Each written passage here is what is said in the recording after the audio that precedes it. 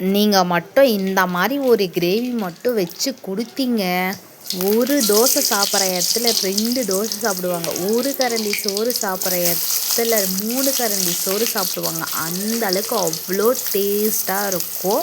என்னால் செய்ய முடியும் அப்படின்னா மட்டும் இந்த வீடியோ பாருங்கள், அவ்வளோ டேஸ்ட்டாக இருக்கும். இதுக்கப்புறம் நீங்கள் முட்டை வாங்கன்னா வச்சுக்கோங்களேன், முட்டை குழம்பெல்லாம் வைக்க மாட்டீங்க, எப்போவுமே இதே மாதிரி மட்டும்தான் செய்வீங்க. வாங்க ஃபஸ்ட்டு அதுக்கு எப்படி செய்யலாம்னு சொல்லிட்டு பார்க்கலாம். ஒரு கடாயில் கொஞ்சமாக எண்ணெய், கடுகு, கருவேப்பிலை சேர்த்துக்கோங்க.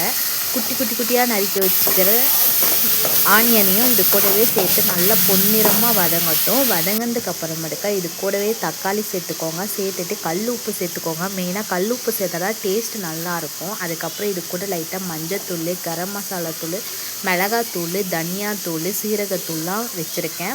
அதுவும் அந்த தக்காளி நல்லா வதங்கட்டும். வதங்கினதுக்கு அப்புறமேட்டுக்கா இது கூடவே சேர்த்துக்கோங்க. சேர்த்து நல்லா இதையும் வதக்கி விட்டுக்கோங்க. நான் ஆல்ரெடி முட்டை வேக வச்சுருக்கேன்.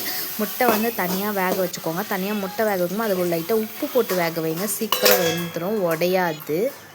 நான் முட்டை வேக வச்சு இங்கே பாருங்கள், கரு தனியாக அந்த ஒயிட் மட்டும் குட்டி குட்டியாக இந்த மாதிரி கட் பண்ணி வச்சுக்கோங்க. வச்சுட்டு கிரேவி நல்லா திக்கானதுக்கப்புறமா கொதித்து நல்லா இதுவானதுக்கப்புறமேட்டுக்கா அது கூடவே சேர்த்துக்கோங்க எக் ஒயிட்டை மட்டும்.